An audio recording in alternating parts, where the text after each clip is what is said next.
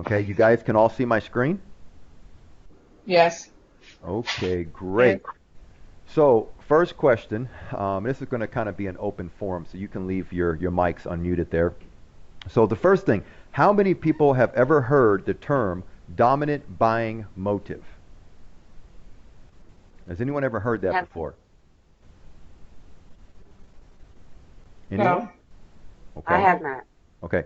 So, you guys do know that you're in real estate sales. And on the end of that term is the word sales, right?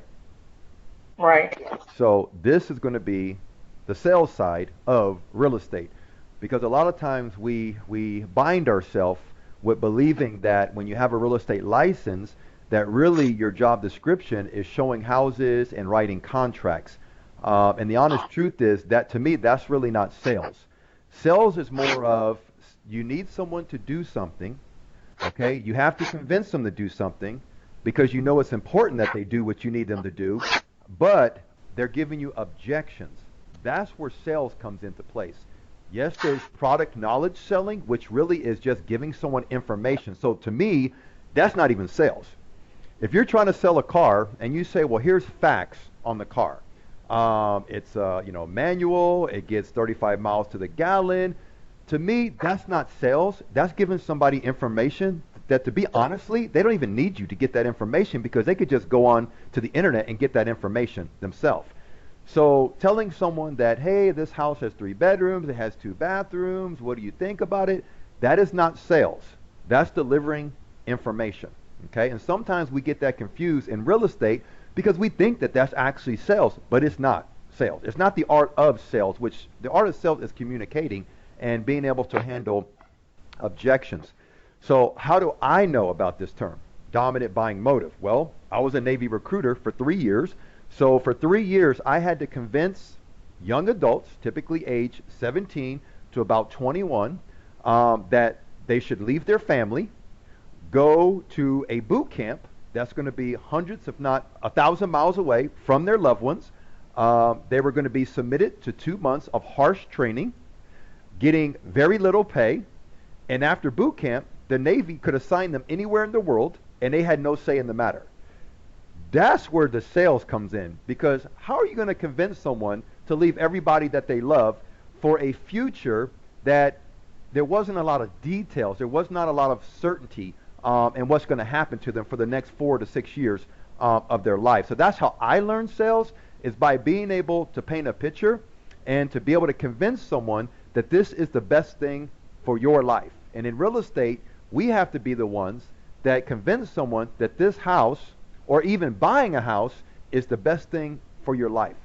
And you are never going to be able to be successful at sales unless you understand a person's dominant buying motive. So, by definition, and you can even see right here, it says a Navy administration when you Google the term, okay? So this is something the whole entire Navy recruiting organization used this and designed this type of sales system. So it says the number one emotional impulse that will cause your prospects to buy is called their DBM. The DBM is an emotional fulfillment caused by the attainment of the want and the need. Very important words. Want and need are very important. You got to know what a person's want and needs are and understand they are not the same thing. So we're going to cover that. Now, if you look at this little picture right here, I don't know if you guys can really see it. It's kind of grainy. But there is a picture of, I don't know, maybe a rock. Could be the stump of a tree. I don't know what it is.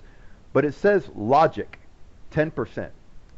Underneath the ground, or it could even be the water, you're going to see this big mass, which is 90%. So this is 90%, this is 10%. And within this mass, it says emotions. When people are going to make a decision, that's a very important decision for their life, and even if it's a non-important decision, a lot of times they are going to make the decision to buy 90% based on emotions and only 10% based on logic. So you have to understand that when you're selling homes and you're just giving information and you say, but hey, I thought this would be a perfect house for you, and you're deciding not to get it, that doesn't make sense to me. That's illogical. Well, guess what? Only 10% of decision making is logic. So the problem is You didn't find out what their emotional hot buttons are. Okay? So does anybody have any questions on that? What's the difference between logic decision making and emotion decision making? Anyone have any questions? Okay. Mm, No, someone has something? No? Okay. So, can anyone tell me what are the four basic human needs? Not wants, but needs. Four basic. If you want, you can go ahead and chat them, and I can read them off as you chat them. Affirmation. Affirmation. Okay, go ahead and chat that in so everybody can see that. Shelter. Okay. Brandon says shelter. food, Four, four human basic needs. food, Food. Okay, go ahead and let me see here. Let me open this chat window here. Okay, Brandon says shelter. Who said food? Was that you, Denise? Lorraine. Lorraine? Okay, Lorraine, can you type that in so everybody can see it? Okay. Okay, affirmation. Alyssa says affirmation. Okay. Let's see. Glenda's typing something here. Stability. Okay. I can't type. Think about your own needs, not wants. Things that you have to have. It's a need. It's a human need. There's four basic human needs. Belonging. William says belonging. Mhm. Oh, Food. Water. Connection, love. Okay. Sunlight.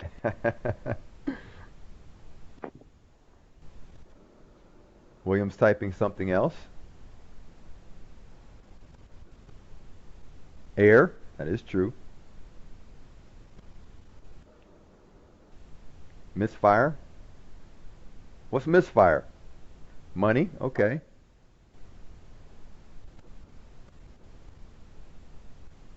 Come on. Everybody pitch in. I see there's 15 of you, but only the same people are putting.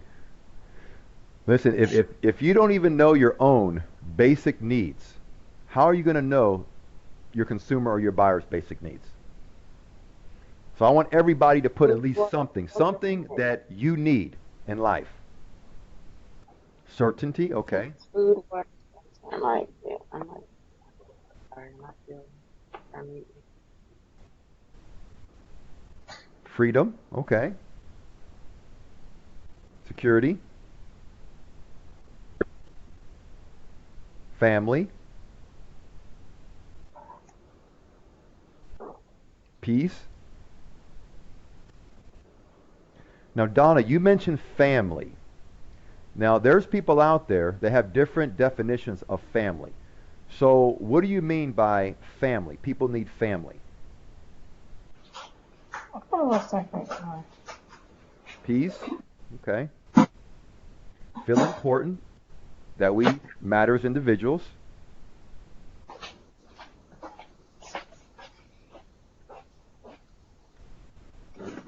Someone who cares no matter what, okay.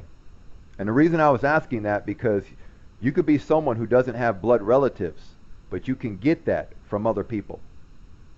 Relationships. Y'all folks, my family, there you go. Relationships, oxygen, shelter, water, food. Oh, Karen's trying to get all the needs there. Anyone else? So I just want you guys to see all the variety of how we explain the human needs. But you can start to see a trend, right? Like I've seen people put money. I see people put food. I see people put shelter. If you was to sum all those things up into one word, what would you sum it up? Shelter, food, water, stability.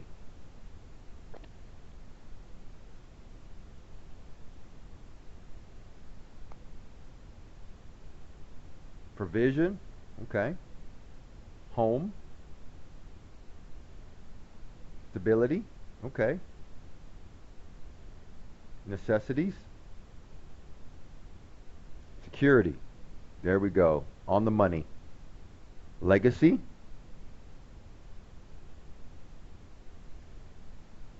Okay.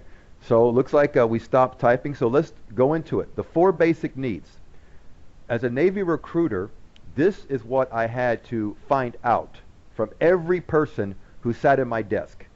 I had to understand first that there was 4 basic human needs pertaining to life. The first one is security. Now, you guys mentioned a lot of stuff that you could sum it up in security. I want to be secure that today I will have food to eat. I want to have the security knowing that my rent will be paid this month. I want to have the security that where I live at, I am going to be safe. I want to have the security that I know that I'm not going to have to live on the streets with my family. Security is probably the number one things that most human beings stress the most. You see? Because when you see, a lot of people, they have uncertainty in their life. And the thing is when you are uncertain about what tomorrow brings, you don't have peace. See, you don't have that sense of security that everything is going to be okay, including your stomach will be full, that you're not going to be dying of thirst. So security is one of the most important basic human needs. Okay? So remember that when you are a salesperson, you have to dig in to that person and find out, do they have security in their life? And if they don't, you got to identify where are the insecurities in that person's life. Okay? Because the objective is, if you can provide for all 4 basic human needs, then you're going to win that person over to have them do what you need them to do because you know it's in their best interest. Okay? So that's the first one. The second one is to be happy. Believe it or not, even grumpy people want to be happy. People that are in misery in their life, these are people that things have happened to them. Circumstances have happened to them. And even though we call them Debbie Downers, that doesn't mean that they don't truly want to be happy. They just haven't found something yet that will allow them to be happy. And many people find it in different things. People find it in religion, God. They find it in having a boyfriend or a girlfriend. They find it in marriage. They find it in, all types of things. Okay, so happiness to one person is not necessarily happiness to another. But the common denominator is people want to be happy. If you're going to live for 70, 80 years on planet Earth, I promise you, you want them to be happy years. The problem is the culture and environment, this world that we live in, it actually is designed in the state it is to actually steal your happiness, to steal your peace, you see? So the thing is, we have to first identify what is it that can truly make us happy in our lives, okay? So that's the second basic human need. Now, someone said affirmation. Someone also said to feel important or to feel needed. So the third basic need, it is to feel important / loved. Yes, there's people out there that you might say, nobody can love that person. I promise you, his mama's going to love him no matter what type of person he is. But that is a basic human need. Even if a person says, I don't need people in my life, that's a lie, okay? That is a hidden objective that you got to find out why they believe that way, because that is a lie. People want to feel important and they want to feel loved. In my own life, I have a mom and dad who are now hitting 60s. My mom was like 61, my dad is I think 59. And I have Millie's parents that are 60 and also 72. What I've been noticing in the last 5 years, once they hit that age bracket and they're not really working, they're not being productive in their lives, it seems like they have a lot of time on their hand where they do nothing. So every night they call us, they come over, and the thing is they just want to be close to us so that as we communicate with them and they tell us the same stories that happened in their life over and over and over again, they just want us to say, wow, we hear what you're saying. you're important to us, we appreciate your time, we love you, they actually want to hear that. Because why? They're not being productive in their life, and they're at a standstill. And every human being wants to feel important. Like, if you're not working, how could you even yourself believe that you're important? You're not doing anything. So a working person, he believes he's important because he's getting jobs done. He's doing tasks. Whatever task you're doing typically means you're being productive or you're changing something. Okay? So there's a lot of people that are now getting fed up with their careers and their jobs because they're losing that feeling of importance. And I believe that's why a lot of you have gotten into real estate, because you always say this, I like helping people. No, what you're really saying is, I want to do something with my life where I can feel important, where there's value in my life, where I can be felt needed for other human beings. Would you guys agree with that? When someone says, I just want to help people, it's way more than that. Would you guys agree, yes or no, with that? Yes. Yes. Yep. Yep. And someone did say leave a legacy, which a legacy could be a name, but also it could be leaving, how you say, like resources, assets, things that can carry on to another person. So that's even part of leaving a legacy. When you die, who will remember you? You see? Even after death, you still want to feel important, okay?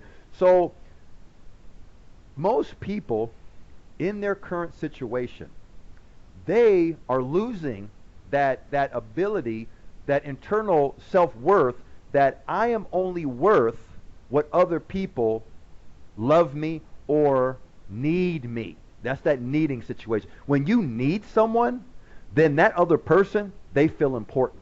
Okay? So that is a basic human need. We all want to be loved by somebody, even though sometimes it's difficult for certain people to love us, okay? So you're not going to get everybody to love you, but, you know, that's just how we are. The last thing, a variety in life. How many people you know right now literally hate their life because they're simply bored? Does anyone know anybody like that in your family, you know, even in your marriage, you know, your children? Who do you know right now, okay, that just hates life because they're doing the same thing over and over and over and over, and they actually hate what they're doing, but they have no choice, because if they don't do it, they don't eat. You see? That's why a lot of people in this country are so angry, because they're doing the same thing. They're not even getting pay raises, and when you don't give somebody a pay raise, you know what you're telling them? You're actually not important. You see? And that's the big thing right now in politics, is people are tired of trading time, okay, for a paycheck, and they see no progression. So they're actually in the same position today that they were 10 years ago. That's what we call variety in life. People, they need excitement in their life. Like, how many people do you hear say, I wish I could travel? How many people do you know that is in your town that say, I've never been outside the state of Texas. I've never been out the state of Florida. To me, that's just crazy, you see? But the problem is they can't, because they're stuck in a lifestyle that they just can't grow in. Okay? So somebody put tons of people. Deborah says a lot. So the 4 basic needs. Security. You want to know that everything is taken care of, that everything is going to be all right. You know, that, what I just said, being all right, that is just something very simple and easy to someone to just simply put your hands and say, I can understand how you feel, but let me tell you, everything is going to be all right. How many people in your life in the last 30 days have told you that?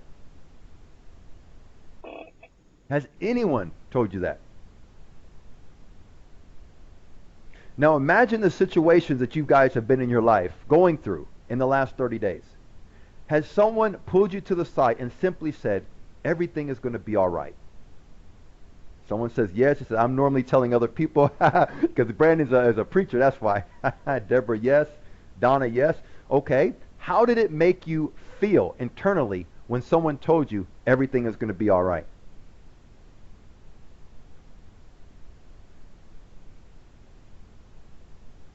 Emotional? Okay. Let's talk about the word emotional. When someone used the word emotions, What comes to your mind with that word? What is emotions? William said comforted. Okay. What is the word emotion? What is emotions? Remember, 90% of making the sale, knowing the DBM, is based on emotions. So we have to know what is emotions. Donna says the feeling that you have. Yeah. Emotions are nothing more than feelings. Okay? Now, if you wanted to know how I'm feeling today, because it's internal, you can't see what's inside me. And it's not something that's physical. It's not like my physical heart. Even though we say we think with our heart, I'm not thinking with my heart. Emotion is something that's on a spiritual level. You really can't see it. But if you wanted to know, how am I feeling? How are you going to know that?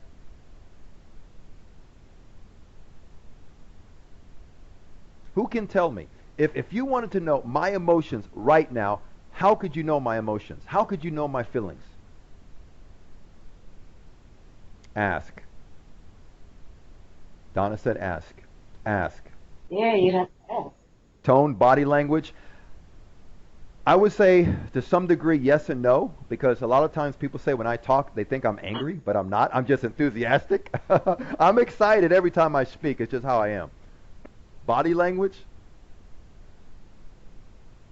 You know, Spanish people, they talk with their hands.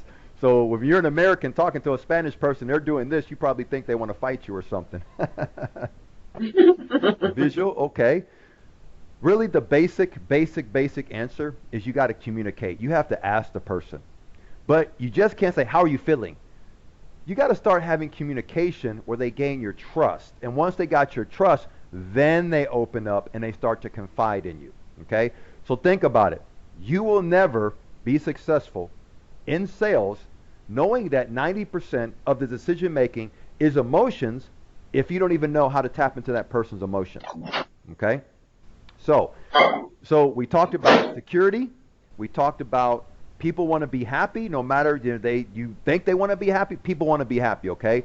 So nobody wants to be upset all their life. They want to feel important and they want to be loved, okay? Some people, they have a dog. They believe, hey, my dog loves me, and to them, that's good enough, okay?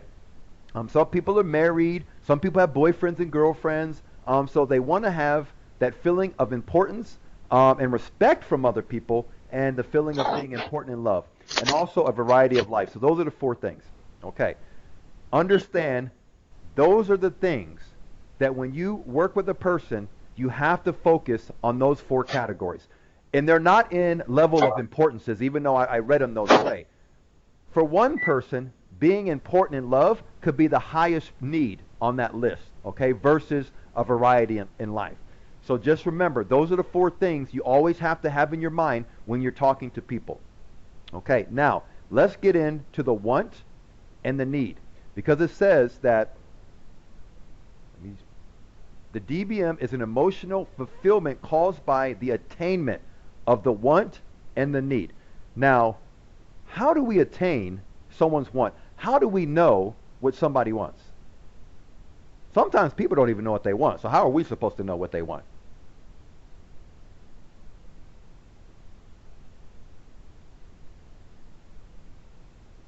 See Deborah typing here.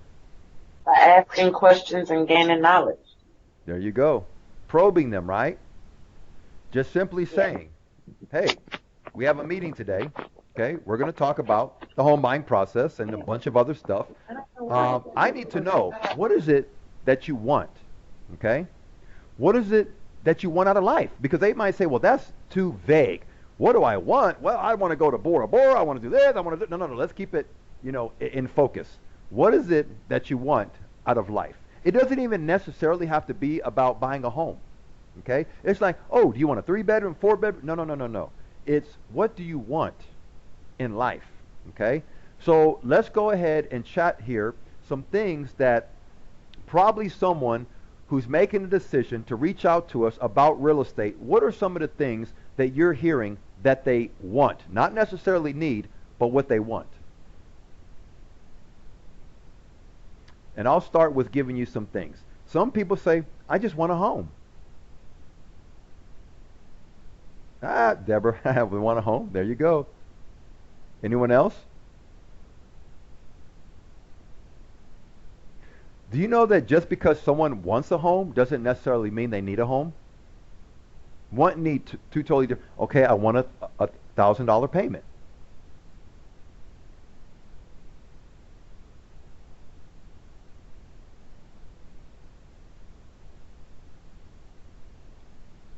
Want to stop wasting money on rent.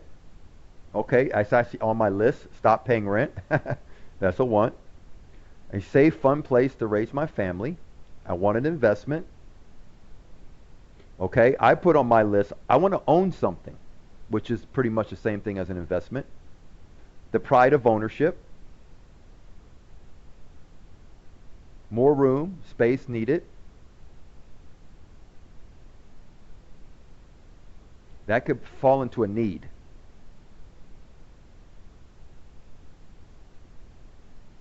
Anyone else? I see Deborah. Come on, y'all. We got the same people answering all the questions. What is it things that people want when they approach us to start the process?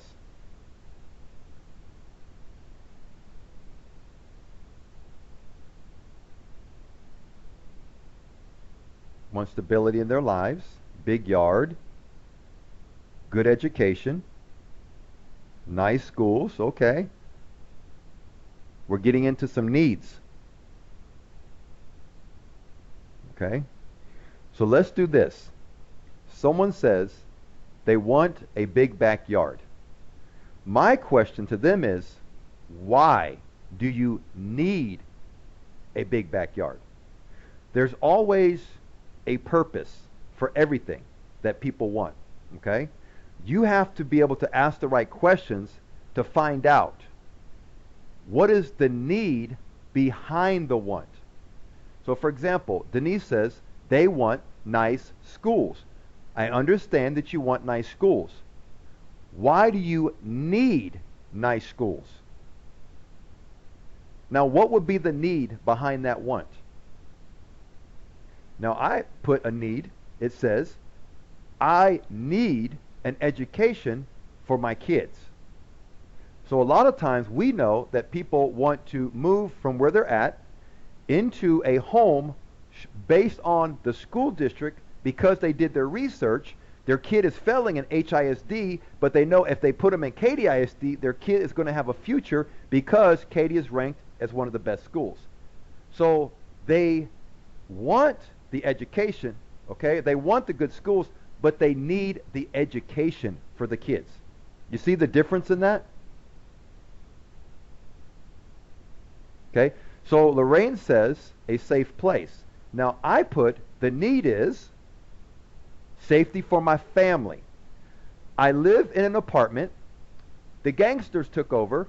People are doing drugs in front of my apartment. My car keeps getting broke in. My kids are keep getting harassed by the gangbangers, and I don't want my kid to join a gang. So I want to move from this place. Okay, why do you want to move? Because my family is not safe and I need safety. Believe it or not, that's a lot of the reasons why people are leaving from the apartments. They cannot control who's going to live upstairs, downstairs, and so they can't control it. At least in a neighborhood, you know that probably gangsters have the less ability to live in a neighborhood than in an apartment. Okay? So let's go back over some of these. I see we're going. Okay, good areas, good school, education. Okay, big yard. You want a big yard. But what's the need behind that? How can we dig deeper down to find out why do you feel that you need a big backyard? Now remember, everything has to be tied in to one of the four basic human needs.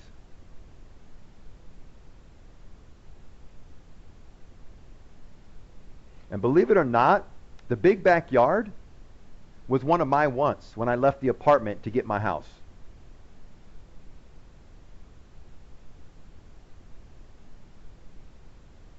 Okay, someone says, want a pool, or have a dog. Okay, again, that's a want. That's not a need. So we need to figure out what is the need, because a pool is just another want. So I would say, but why do you need a pool? Space for growing family? Okay. I want a big yard to have my family over. Okay. So two people mention family. Can we tie that in to at least one or even two of the four basic needs? Remember, security, to be happy, feel important and loved, and a variety in life. Variety and happiness. Okay. When I wanted to so desperately own a home, one of my wants was to have a backyard. Why? Because it makes me happy to be able to barbecue. And you know, in an apartment, you just can't put that grill on your little patio and to be able to barbecue. But not just me by myself barbecuing. I wanted to even have people come over. So when I wanted a backyard, the need is it makes me happy. That's one of or not the need, but that's one of the dominant buying motives, the emotional thing. I wanted to be happy, and when I invite everyone from the neighborhood over, what am I also doing? I feel important. Hey, come to my house. I'm going to do this. We're going to do that. Oh, man, we love you, dude. You're doing your barbecue. That was one of the things that made me happy and made me feel important in my neighborhood. So much that I actually put a gate in the back of my fence so that my backyard neighbor, instead of coming around the block to my house, he could actually walk through the back gate. So when I did buy a pool, which the reason I needed the pool is because I wanted to be more happy and I wanted to feel important and loved, and I invite all my neighbors. So my two neighbors on the side literally can walk through my backyard, through my gate, and my backyard neighbor can walk through the gate. And I said, use my pool anytime. You see? It made me happy to make other people happy. It made me feel important. It made me feel loved. Okay?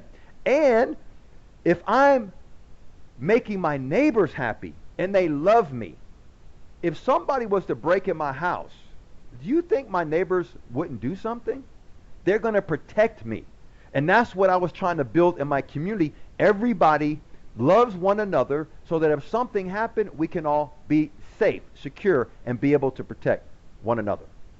You see? Plus, each one of my neighbors, they were different. On one side was a Spanish family. On the other side was an African American. Behind me was a Caucasian, but they were from like England, so they spoke weird English. So when they would come over, when I would have conversations, guess what I was getting? A variety in life. You see? So I always had a mixture of the people that I've always surrounded myself, because I don't want to be around the same type of people that's just like me. It doesn't make me happy, okay? So even the people I choose to surround myself bring me that variety in life. Okay? So there was something else I saw on here. Let me see. Nice schools, education, big yard, stability. Okay, more room and space. That's what you want. But why do you need it? And it could be simply that question. That's what you want, but why do you need it? So what are some reasons that people need to have more room? Growing family. My kids have too much stuff. That's some blessed kids right there. Take care of elderly parents. Okay.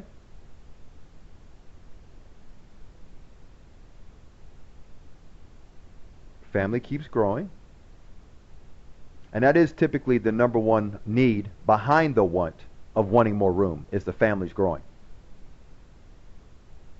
Or someone has a business and they want to have an office, which they can't have in their apartment because they don't have enough room. Okay, so let's analyze this. The want is we need more room. We want more room. Okay? That's the want. We want more room. The need is my family is growing. How do we take that need that my family is growing and tie it in to the four factors of the basic human needs? Which one does that fall in? How about security? Does it fall in? My family's growing and I need more room to put them in. Does that fall into security?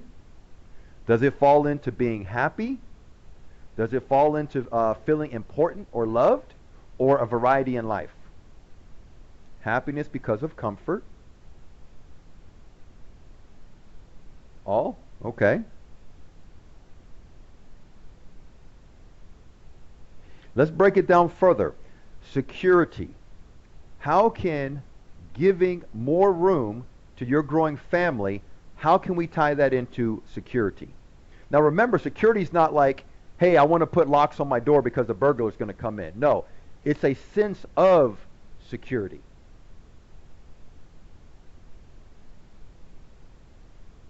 Like, how can a person have a sense of security knowing that he's going to have more room for his growing family?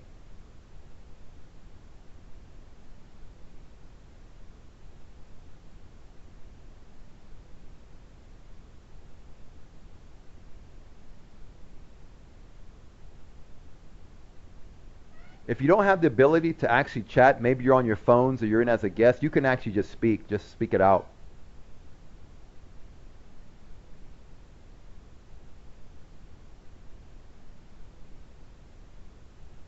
Okay, taps into feelings.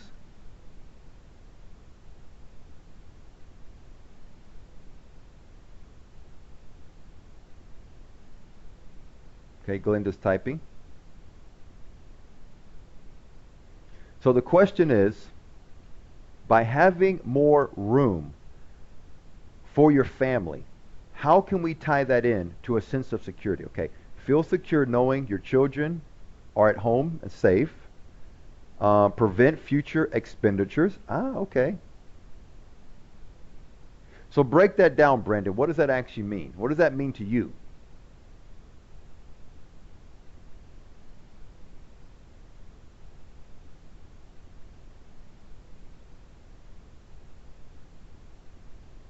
And sometimes you have to ask people, what does that mean? Because sometimes people just, they say things, it's coming from their mouth, but remember, it's an emotional thing. Connect them into the spiritual, emotional thing. And how you can do it is, first, they got to start thinking about it, is ask them, what does that mean to you? Because it may not mean the same thing to me.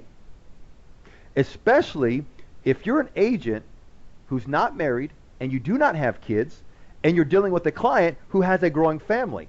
So you may not even understand what Brandon is saying when he says, that it's going to prevent future expenditures. You're like scratching your head. I don't really know what that means, but okay. So have him explain it back to you. Because if you don't understand it on an emotional level, you're never going to get to the DBM.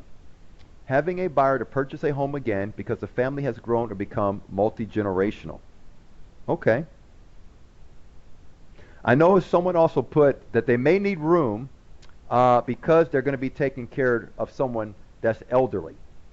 So that is true. Instead of putting them in the old people's home, okay, paying thousands of dollars a month, you could actually save a lot of money by bringing them into your home, which actually not only gives you a better sense of security when it comes to like finances and bills and debts and things like that, but just being happy that you're being close to your family member, and also feeling loved and important.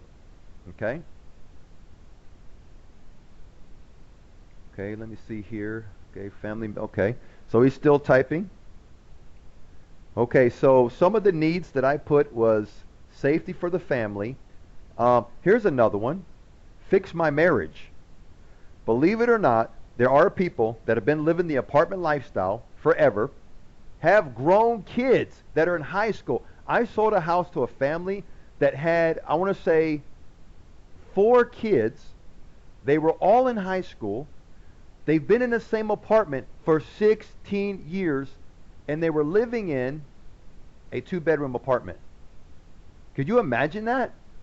Husband and wife, 4 kids, 2-bedroom apartment, 16 years. And their kids are now in high school. I ended up selling them a Syntex home many, many years ago that had like 5 bedrooms. And I can tell you their quality of life and happiness, all that stuff was increased. So the thing is you got to look at the person's situation, okay?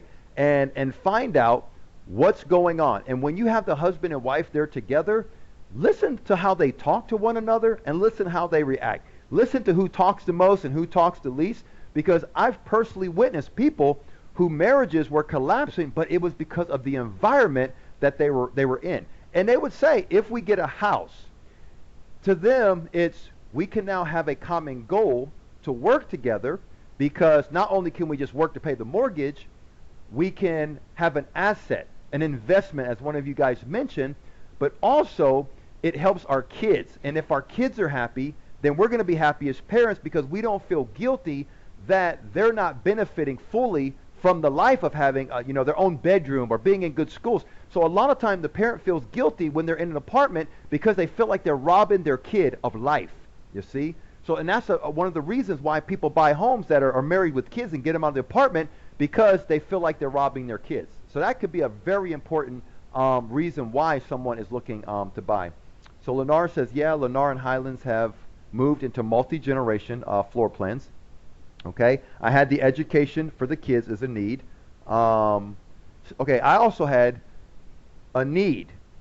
I need to stop worrying about every year my rent going up.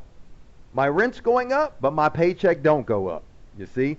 So that is a major concern with a lot of people, is they cannot control that monthly debt obligation, and they're at the mercy of the landlord. Now, how many people, and just put yes or no, how many people have had a client that they told you they need to buy because they're tired of worrying about their rent going up? If you ever had that type of person, just put yes.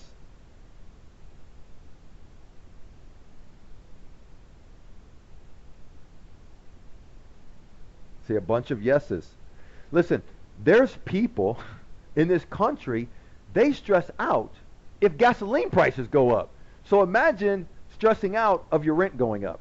So these are things that are outside of our control. I can't control the price of gas. You can't control it. You can't control if the landlord is going to make your rent go up. And when we lose control, what is that first thing we talked about? The four basic needs. Security. When you do not have control, you have no security. You have no peace. Okay? So, now, we've learned that when a person comes to us, we learned that typically they start with wants. As a good salesperson, you know you have to take it from the want position down to the need, get down to the nitty-gritty. Once you find the need, you got to bring it back up to that emotional, dominant buying motive, because you need to sell based on emotions. Yes, you should still sell logically, and yes, you're going to deal with engineers that make their decisions on logic, but literally, how many engineers are you working with every month? Are you working with more emotional people or strictly logical thinking people? So just type. Emotional, is that what you see the most of, or you see the logical people? Emotion, emotion, emotion, emotion.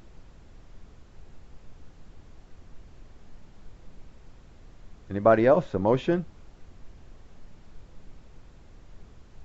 Come on, we got like 16 people, only like 5 people responded. If you're not responding and you don't have any buyers, you need to get with Brent so we can get you some buyers. Emotional? Okay. It's like 5 or 6 people. Nobody put logic. So this proves the point. People are going to be making decisions primarily on emotions. And what you have to do is find the emotional hot button, and you got to focus in on it, because at the end of the day, if you can satisfy an emotional need, any type of sales you do, you're going to be able to make the sale. Why this training? I had a conversation with one of our partners here in Texas, and I noticed he didn't have any sales on the books, and he's been with us for a little bit. So I asked him, do you have qualified buyers? In your definition, and I want you to type this, in your own words, what is a qualified buyer?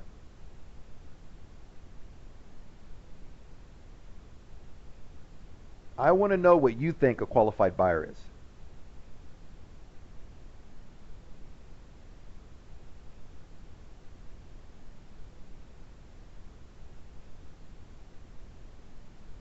Just go ahead and chat it in. If you can't chat, just go ahead and speak on your microphone.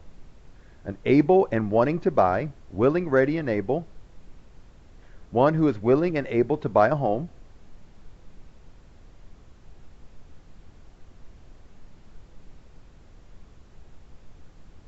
Sometimes people who are qualified are not always ready. Okay.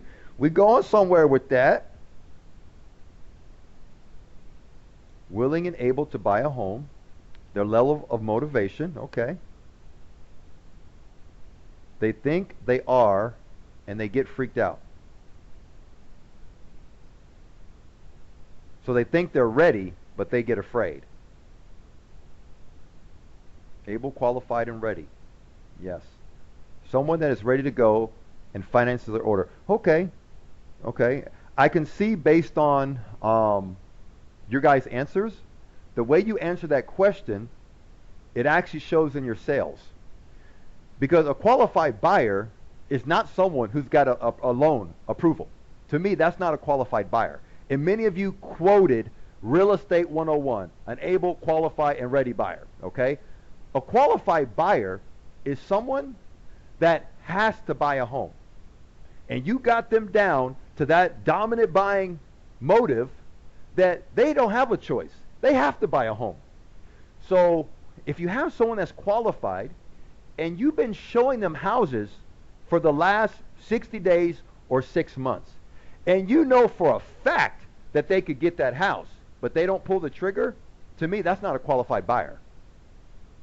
So, what are some of the things that you hear from people that when you hear them say this, you say that this person, they have to buy a home.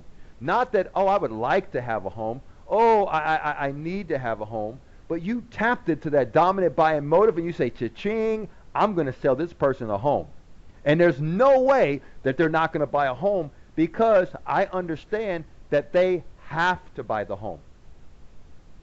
So give me a description of someone that has to buy a home.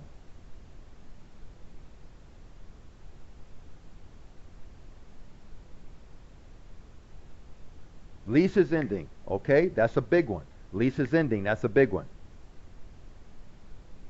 Only because we're dealing with a lot of first-time home buyers, which means they never owned a home before. So the default is you're lending. You're either renting a house, living with mom and dad, or you're in an apartment. Getting married. There you go. Especially in the Spanish culture. I am going to marry this girl, but before I can do it, because of my culture, I need to go buy a home on my own. And once I buy the home, then I can have a place to put my wife because you're not living with mommy and daddy, and I'm not living with mommy and daddy. So that is another reason why they have to buy a home. Divorce is another one. I can no longer live with this person, okay? We're going our separate ways. I'm not going back to living in an apartment, so I have to buy a house. Need to move out of family's house? Okay. Now, to move out of the family's house, you could always go into an apartment.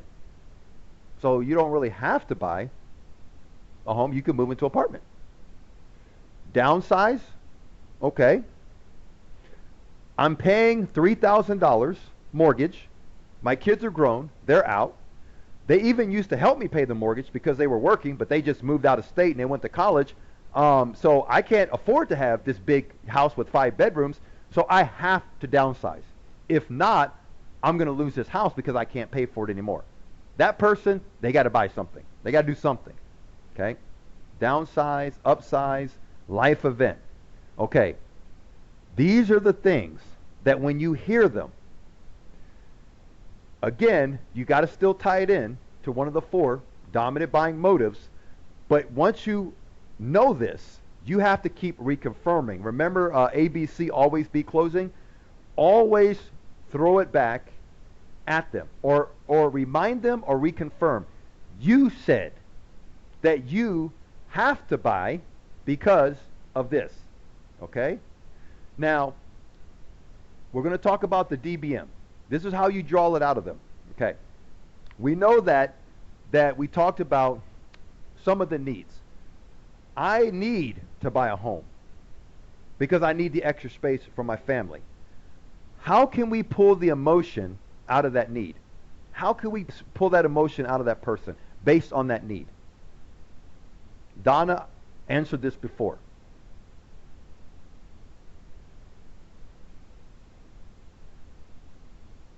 If someone says, I need to buy a home because I need more space, how can I tap into the emotion, that dominant buying emotion?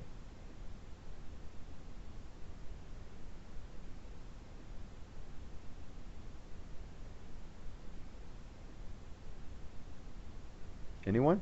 Ask questions. Ask more questions.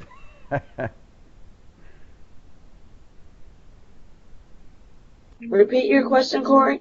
If a person says, okay, they say that they want to buy a home, okay, or they need more space, that's a want. We probed them and we took a want down to a need. Well, yes, I want more room, but I need more room because I have a growing family. How do we go from the need to figure out what's the emotion behind wanting room for a growing family? Okay, how you feel when your family meets the housewarming party. Okay, William's on to something. You just simply say this. If you were able to get this house, or if I was able to help you to get a house where you had more room for your growing family, how would that make you feel? You see? So then you have to take the feeling and put it in to the 4 basic needs.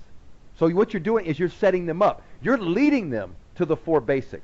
Okay? Would it make you happy? Oh, yes. But everybody has a different sense of happiness.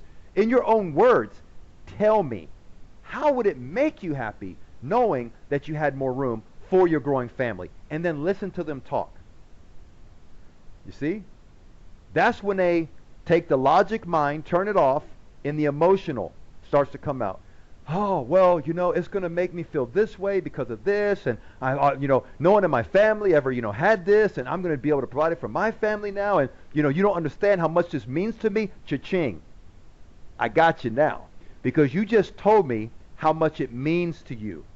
So every time you get afraid, I'm going to say, Frank, remember how much this means to you. Remember how it makes you feel when you said it made you feel this way if you was able to get this space for your growing family. Do you remember how it makes you feel? He shuts off the logic. I bring him back into the emotional realm. You see? Proud. Okay, let's take the proud down. Proud could mean it makes him feel important because he provided for his family. So, Frank, by getting this extra space for your growing family, okay, how is that going to make you feel towards your family? Or how is it going to make your growing family feel about you? Or what is it actually going to do for your growing family? How will this decision affect your family and make them feel? A lot of times, if you have a client and the guy is the lead, you got to find out what makes the wife happy. You got to find out her DBM. And to the guy, because guys say, hey, if my wife says it's okay, it's okay. So you actually got to sell the wife. So Frank, how would it make your wife feel if you got more space for the growing family? Oh, she's going to feel blah, blah, blah, blah, blah, blah. Okay, now that you know she's going to feel this way, Frank, how do you feel about your wife feeling blah, blah, blah, blah, blah? Oh, man, my wife is my heart. I'll do anything for her. And if she's happy and it's going to allow her to do this and that, man, I'm just going to be so proud. I'm going to feel like she loves me even more. I'm going to feel important because she knows that I'm the man and I'm going to be providing for her. You got to stroke that ego and touch that emotion. You see? A lot of times when the man says, well, I'm going to change my mind, I'll say, Frank, remember how we spoke about how this house and the purpose and the need was going to make your wife feel? Has something changed? Is this property no longer going to make your wife feel the way that you told me she was going to feel? What's changed? Because things change. You see? Never be afraid to say to someone when they're backing out on the DBM, the emotional connection, what has changed? Because now you got them. Because they have to confess that something that was important to them is no longer important to them. And this is an emotional thing. So now they have to ask themselves, am I crazy? Because I know that it makes me feel this way, but now I'm telling my real estate agent that it doesn't make me feel that way. You see? So, okay, how can we tie that into a variety of life? Not being the same old, the mundane. How about this? In apartments, they do have a little leisure of what you can do in the apartment. Like you could probably paint the walls. They might allow you to put pictures and things like that, but probably you're not going to put more murals on the walls and, you know, certain things you can't have. Like, oh, you're on the second floor, so you can't have a pool table. You can't have a fish tank. There's certain things you cannot do inside of an apartment. But when you buy a house, it's your house, you could do a lot of different things, which means you can create a variety in your life. Like, how many people are happy because they have a fish tank and a bunch of fish? You know, it makes some people happy. So these are things that you could tie in to, I'm growing a family, I need more space, but also, how will it make you feel knowing that if your kid wants to have a dog, which you can't have in the apartment, how would that make you feel? Tell me in your own words, okay? So freedom, that goes back into also security. So let me ask you this. Are you guys understanding or being able to paint a picture in your head, this process? Understanding first that 90% of decisions that we as humans make, it is going to be emotional. And understanding that, you have to somehow dig deep into that emotional connection to the decision. And to be able to do that, you first got to find out what the people want. Then you got to find out what is the need behind the want, because the need is the true thing, okay? But it's not the thing you're selling them on. You're not saying, well, you need this, so you should buy the house. No, no, no, no. If you buy the house based on the need, this is how you're going to feel emotionally. And you sell to the emotions. That's why when you're in your Boomtown CRM, every time you talk to that person, you need to have written their dominant buying motive, their emotional connection. Hey, Frank, I noticed that they put the frame on your house, and, you know, we spoke, and I know you said that this, you know, this certain need makes you feel this way, and I'm just so excited, and, you know, you're going to feel so great, and, you know, your neighbors are going to love you, your kids are going to love you. No longer are you going to have to feel insecure that your rent's going up, because I know your rent's going to be over in a couple months, and they're going to have a new lease, and you're not even going to have to worry about that stress. You're going to feel secure knowing that whatever your payment is, it's a 30-year payment. If you want to pay more, great. If you don't, that's great too. So you always have to reconfirm the DBM through the entire process. Now, when you guys take videos after they've closed, when they give the testimonial, do they typically say that? Do they typically say, here's all the needs that were accomplished? Or do they say things like, I feel so happy, I'm so thankful that I did this thing? Do they put their emotions, or do they say, here's all the logical reasons why I did this? It's more of emotions, right? That's why we teach you, when you get a testimonial, if they say anything, always come back and say, how does that make you feel? Because the person that hears the other person say it, it makes me feel this, this, this, and this, that other human being has said, you know what? I want to feel that way. Yes, it's cool to have a house. Yes, it's cool to have ownership. Yes, it's cool to be zoned to a good school district. Yes, it's cool to have a barbecue. But at the end of the day, it's about my feelings. This is a feelings generation, y'all. That's how God created us, to be emotional, feeling type people, but have a little bit of logic and wisdom to make sure that we do the right thing in life. So, does anybody have any questions on what we just spoke about? Or do you feel that this can help you now dealing with clients in a better way to help you sell more houses? You guys, the microphone's open. You don't have to text. You can speak. Very helpful. Okay, great. Absolutely. Awesome.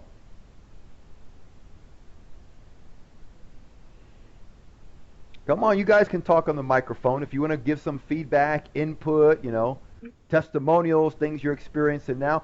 Listen, we could even role play. If you have a client right now that's just a pain in the butt and you're like, I can't get to that DBM, let's run it by the group and let's see if we can brainstorm on this. Yeah, how would you get the DBM from somebody that is a know-it-all? Well, I just wanted to get information on this house, but I think I'm good.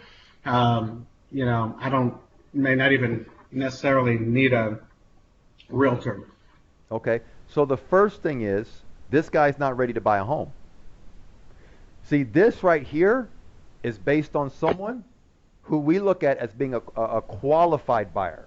Someone who says, I want to buy a home, okay, and I'm ready to make a commitment, but we spend a lot of time dealing with someone and we can't lock them down. So that person right there is someone that they're just shopping around for information. They're not ready to do anything. They're not looking to buy a house. So probably what you'd have to do is ask that person a couple questions. The first question I'm going to ask, what is your time frame of when you're looking to actually sign a contract on a house? If they say 12 months, they're not ready. There's no need for me to sell that person. Now, if he says 12 months, I can hit him with another question. Why 12 months? Well, because I don't have any money for down payment or I'm on a lease. Oh, okay, I can understand your reasoning. We have a lot of people that also say they want to wait 12 months because they're on a lease agreement. Have you heard of our lease buyout program? Actually, no, I haven't. Okay, would you like me to explain that to you? Because I believe that you're a prime candidate for that. Okay, well, yeah, I'm trying to get information from you anyway, so yeah, give me information. And then I'll explain the lease buyout program.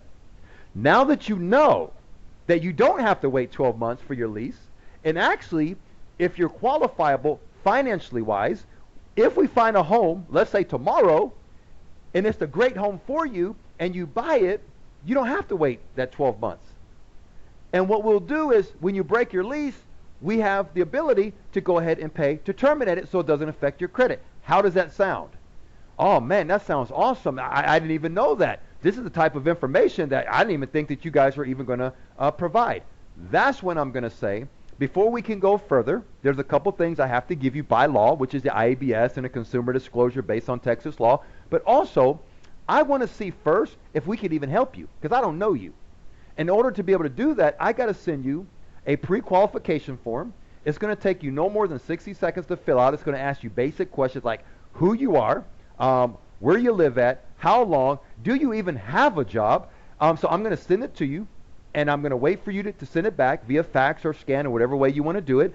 And I'm going to provide you a free credit report to not only see if you qualify for the lease buyout program, but also there's government grant programs that could actually pay your down payment just in case you don't want to spend your own money for down payment. How does that sound? Oh, that sounds great. Good. I already emailed you the pre-qual. Check your email. By the way, I'm going to wait here for the next hour for you to fill it out and fax it back. Is that okay? Okay, well, I'm going to wait for you anyway. So if I don't get it from you in an hour, I'm going to call you back. How does that sound? Do you think they're going to say no? And then I send it to them. Once I get all their information, I got someone that's potentially qualifiable, that's when I'm going to go get them the credit scores, get the appointment set up, and that's when I'm going to start hitting these guys up with finding the DBM. Because, listen, I'm not going to waste my time meeting with someone, doing a 45-minute consultation, and then they take my life for 60 days. No way. That's not going to happen. I'm going to find the DBM at the initial interview with this client. And if they're playing games with me, and they're dragging me all around, they're not serious. They're not going to buy anything. They're not anybody who's qualifiable. So I'm just going to dump them and put them in the CRM, and I'll go to the next person. Okay, anybody else? Thanks. Okay, let me see. Glenda says bad credit. So again, a person that we can't even, they don't have financing yet, there's nothing we can do. We can sit down with them on the CEP and go through the DBM to make sure that they stay in the program. But this is a person now that we have ready to go start, seeing homes or getting them in the beginning process. So you could use this DBM on someone that's in CEP to increase your turnover in the CEP. So when you sit down with them, you just can't say, okay, we're just going to fix your credit in 6 months. We're going to look at homes. No way. I'm going to ask them, what's your want? What's the need behind the want? And I'm going to find that emotional trigger button. So every time they give me an excuse about why they're not doing something, I'm going to throw it back in their face. I'm not even going to let them give me an excuse of why they didn't do something, because I'm going to be following up every week anyways and saying, hey, how's it going? Did the letters go out? Man, I'm just so proud of you. I'm happy because, you told me that, you really want to do right by your family and you want your kids to love you because you're going to be the first one in your family generation to have a house for your kids that can grow up now. And I'm just so happy for you. Does it still make you happy and make you feel important knowing that this is going to become a reality in 4 to 5 months from now? Oh, man, you just don't understand. But, okay, so if you're that excited, are you telling your friends and family, oh, man, you bet, I'm telling everybody I'm working with new home programs and blah, blah. Listen, people like to brag, okay, when they know that their objections are their, not objections like, hey, I don't want to do something, but what they want to do is getting met, okay? Find out if they're telling their other friends about it. You know that people are really sold when they start telling other people what they're doing. If they're hiding the fact that they're working with new home programs and CEP, they don't trust the system. So ask them, how does your mom feel knowing that her daughter is going to be the first one in the family who actually is going to own a home? And that your mom's grandkids are going to be able to have a home that they're going to grow up and they're going to have their own bedroom and they're not going to sleep in bunk beds anymore. How does your mom feel about that? You see? So it's an emotional thing. Anybody else have any clients that are dragging you all over the place and you're showing all these properties, they can't make their mind up, and you're like, I don't want to dump them because what if they find another realtor and that realtor sells them? That's the type of people we're talking about. The people that are wasting your time, dragging you around, and you don't want to lose them, but because you are in the field with them so much, you're not prospecting for new business. And that was the whole point about the agent here, is he was working with the same 5 buyers for over 60 days. And I'm like, listen, you're not taking any of the new leads coming through Boomtown. So why are you wasting your time with these 5 people over the last 60 days when you could have gotten someone through the Boomtown that's ready to make a decision today? So, but he didn't understand that. So he has to use the DBM on these people. And if there isn't a dominant buying motive, they're like, oh, I'll just buy something. If something comes up and I like it, then I'll buy. No. You got to find the dominant buying motive, and if there isn't one, you kick them to the curb. Okay? Let the database sort those people out. Anybody else? Any questions, comments, scenarios, role play, anything? Corey, I do have, this is Anna. Okay, Anna. Austin. Well, So I have one customer that came to the first time home buyer seminar when you did it here in Austin. okay. Been working with her credit, she's got up to a 610 now, and Scott qualified her for 175. But if she pays one collection, which is $2,650, her score will jump to 620, and then she'll qualify for 250. She hasn't been able to find anything for 175 in Austin that she likes for her kids.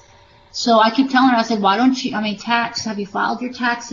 Can you pay off that collection? And then you can get the down payment assistance, the MCC, and you'll qualify for 250. But she won't do it. She said, I have some money for down payment, but I just don't have the money to pay that collection off. And it's the same, every time I talk to her every few weeks, it's the same story. Okay. Here's the thing. What is her need of buying a home? For her kids to get out the apartment. For the kids. Okay, but why does she want them to get out of the apartment? Safer area, more room, because right now they're sharing one room in an apartment. Okay. So we can deal with safety.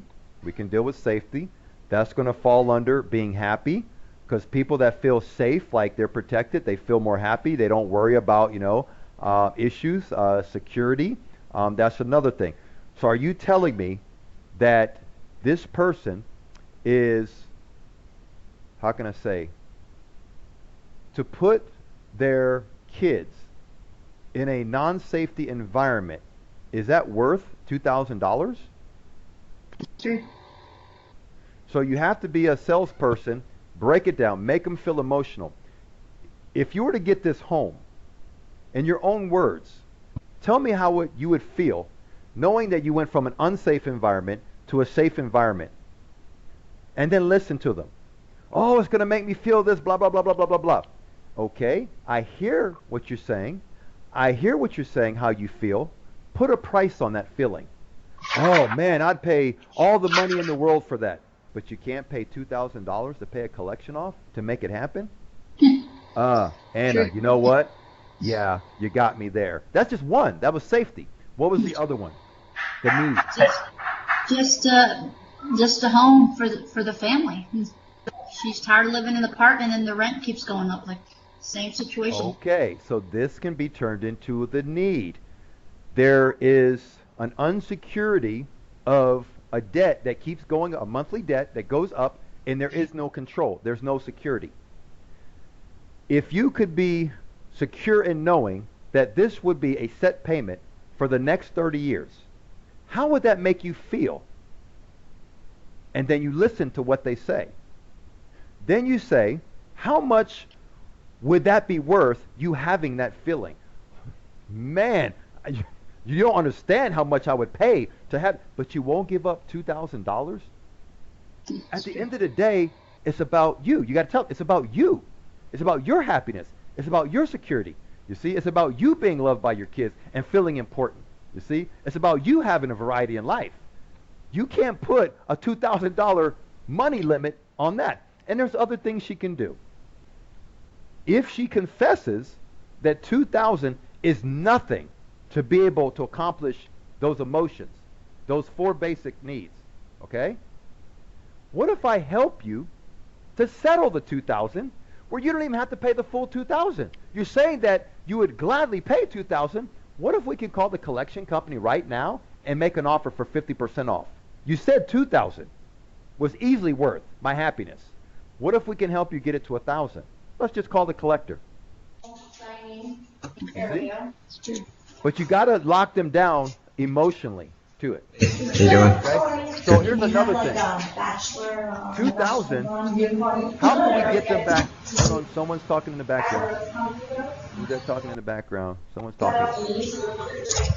Hold on. Who's that? Okay. How can we get that, hold on, I think that's Jose. Jose, go ahead and mute your mic, dude. Somebody type Jose to mute his mic there.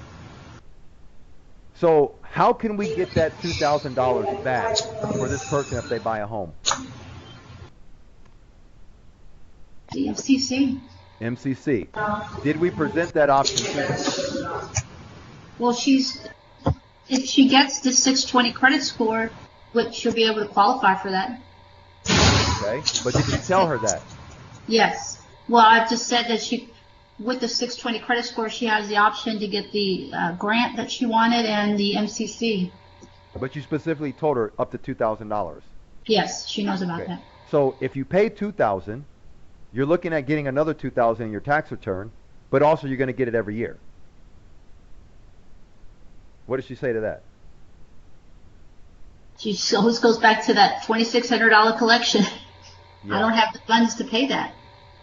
And so it's been almost 2 years now that we've been helping Okay, them. that's crazy because we know according to FHA, all she has to do is make a payment arrangement. So if she makes a payment arrangement and the payment is $50 a month for the next 2 years, her debt to income ratio, it just went down. Okay, you can't afford $2,600. Can you afford $50 a month? So that's a financing issue. You gotta, solve that with the financing. All right. Okay? So say, hey, I can understand how you feel. Most people don't have $2,600 laying around, but what if we can negotiate a percentage off and get them to agree to a payment plan? All the collectors always give you options of payment plans. There's not a single collector that doesn't say give the full amount at a discount or pay it over the next 3 months, the next 6 months, the next 12. They all send the same type of letter. So she can't say that they haven't made her an offer on monthly payments. I will ask her that. Yeah, so that's a financing issue right there. Anybody else? Okay, thanks, Corey. You're welcome. No one else? Okay. All right, well, if there's no questions, I'm going to go ahead and end it. And I see we had 15, 16 people. If you run across any of your partners in the field who did not watch this, make sure that they go back and watch it because they missed out on the number one thing that they have to know to be successful in sales, because this is sales.